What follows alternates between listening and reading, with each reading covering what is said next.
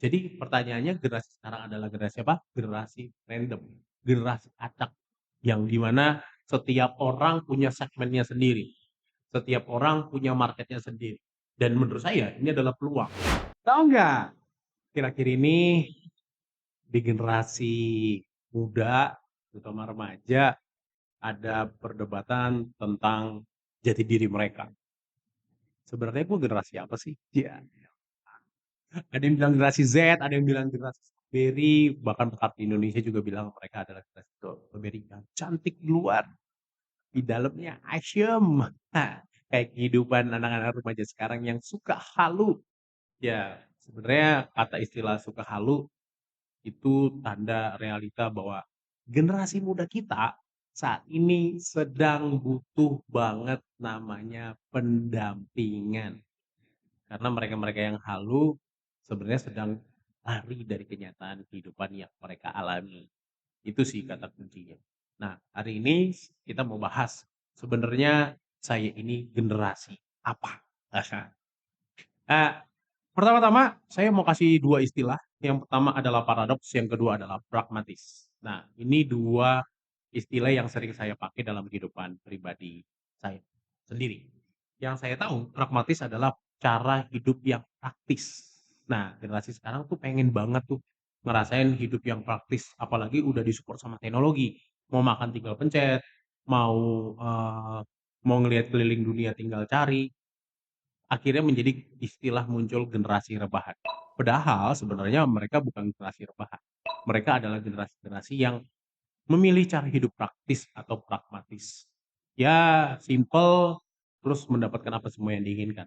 Ya, sebenarnya sih itu nggak ada. Lalu yang kedua adalah paradoks, di mana ini situasi yang memiliki beberapa pilihan, di mana setiap pilihan mengandung sebuah kebenaran tertentu. Dan akhirnya membuat bingung sama manusia yang akan memilih. Baik pragmatis maupun paradoks sama-sama menyulitkan kita manusia bukan hanya generasi muda atau remaja sekarang. Karena sebenarnya manusia hidup berdasarkan pilihan-pilihannya setiap hari. Jadi kalau ditanya bagaimana generasi sekarang menjalani kehidupannya, sebenarnya kalau saya dengan pemikiran saya dan saya dilahirkan di generasi saat ini, saya sungguh sangat senang karena saya tahu hanya dengan sebuah alat yang namanya gadget kita bisa keliling dunia dan tahu banyak hal dan kita melompati beberapa level kehidupan. Di Indonesia sendiri kita harus sekolah wajib belajar aja dari SD, SMP, SMA itu sudah sekitar 6, 3, 3, 9 tahun. Iya, wajib belajar 9 tahun bukan sih? 6 sampai 12 tahun. Mudah-mudahan diwajibin lagi ya sampai 20 tahun gitu ya.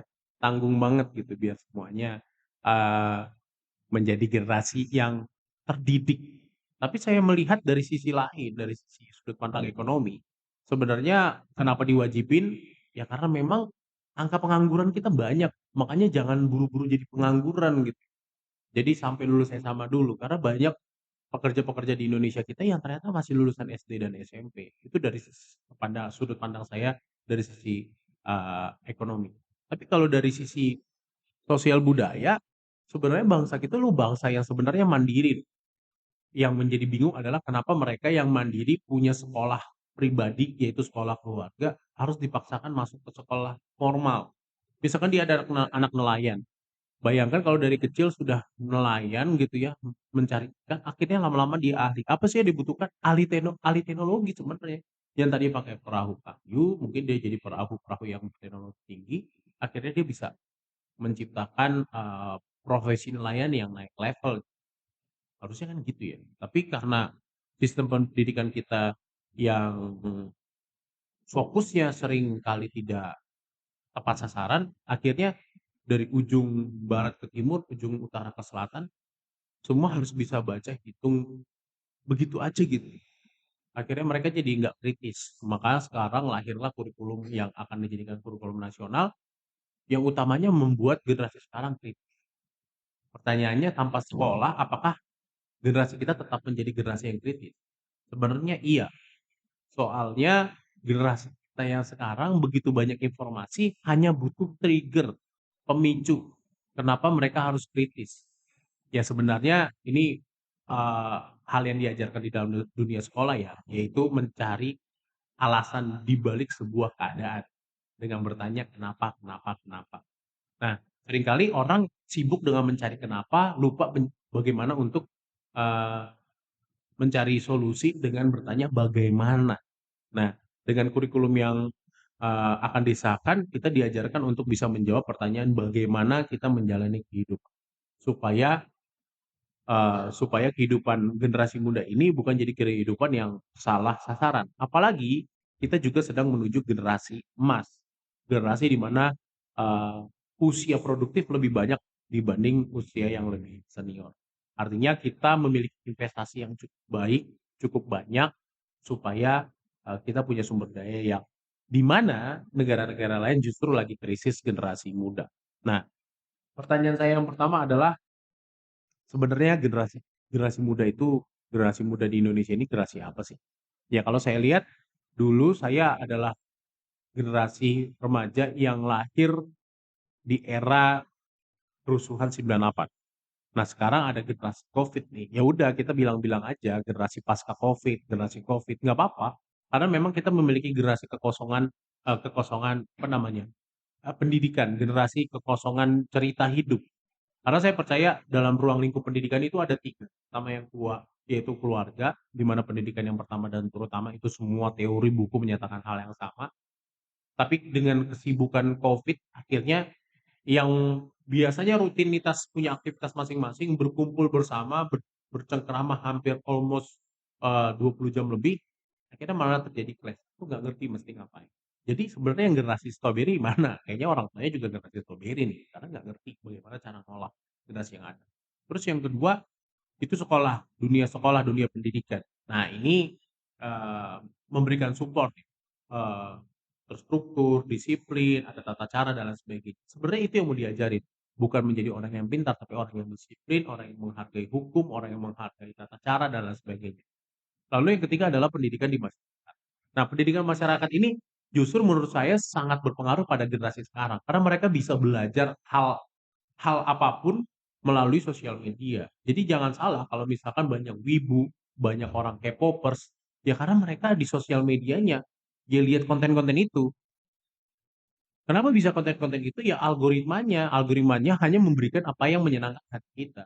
Nah, kita harus buat sang konten kreator membuat bagaimana menarik perhatian mereka supaya mereka bisa tahu lebih banyak hal. Nah, kalau saya bilang generasi sekarang bukan generasi strawberry, tapi generasi random. Nah, ini menurut saya lebih cocok. Kenapa? Karena ya satu, kalau secara dari sisi humanisme, sekarang dunia pendidikan itu mengacu kepada setiap orang adalah individu yang unik. Maka pendekatan yang harus diajarkan ke mereka juga harus unik. Nah, kalau ini hanya berlaku di dunia pendidikan yang sifatnya formal seperti sekolah, bagaimana dengan pendidikan keluarga dan pendidikan di masyarakat? Apakah pendidikan keluarga tahu dan percaya bahwa setiap individu unik?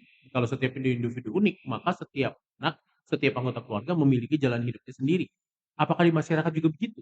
Sedangkan di masyarakat kita sering sekali mengalami hukum di mana yang kuat, yang berkuasa, yang memiliki resources tertentu, yaitu yang akan menentukan bagaimana masyarakat bergerak. Ya jangan kaget kalau misalkan orang-orang yang terkenal lebih sering lebih sering uh, lebih sering apa namanya mempengaruhi orang-orang lain dalam kehidupan bermasyarakat. Jadi pertanyaannya generasi sekarang adalah generasi apa? Generasi random, generasi acak yang dimana setiap orang punya segmennya sendiri, setiap orang punya marketnya sendiri. Dan menurut saya ini adalah peluang, peluang untuk menunjukkan jati diri. Jadi jangan pernah khawatir generasi kalian, generasi remaja dicap menjadi generasi yang jelek, dan lain sebagainya karena saya percaya setiap generasi punya kelebihan dan kekurangan masing-masing. Tapi menurut saya ini adalah sebuah berkat yang luar biasa, sebuah rahmat yang luar biasa karena dengan kerandoman kita justru itu menjadi keunikan kita yang bisa kita jual. Apa yang perlu kita tingkatkan? Keberanian kita, wawasan kita diperdalam, diperluas lagi. Yang terakhir adalah skill-skill yang secara pribadi hanya menjadi milik kita. Terlebih lagi sekarang dunia sedang mempromosikan yang namanya satu kata ingat kolaborasi. Nah, kita harus menjalin hubungan dengan orang lain supaya kolaborasi kita memberikan dampak, efek, manfaat yang lebih luas lagi ke orang banyak.